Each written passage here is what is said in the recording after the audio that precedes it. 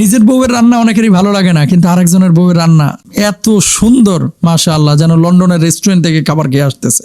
এই শুনেন, বউকে প্রায়োরিটি দেওয়া, বউয়ের প্রশংসা করা, এটা নবীজি সাল্লাল্লাহু আলাইহি ওয়াসাল্লামের সুন্নাহ।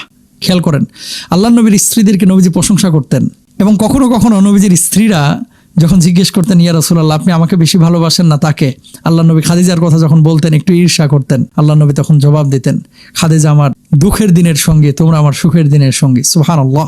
স্ত্রীদের কাজে স্বীকৃতি দেওয়া, এটা আল্লাহ নবী পছন্দ করতেন। তাদেরকে হেল্প করবেন, তাদেরকে স্বীকৃতি দেন। সব সময় বউকে নিষ্পেষিত করা, আরেকজনের সামনে কটাক্ষ করা, এটার ভিতরে বড়ত্ব নাই, এটার মধ্যে কাপুরুষতা আছে।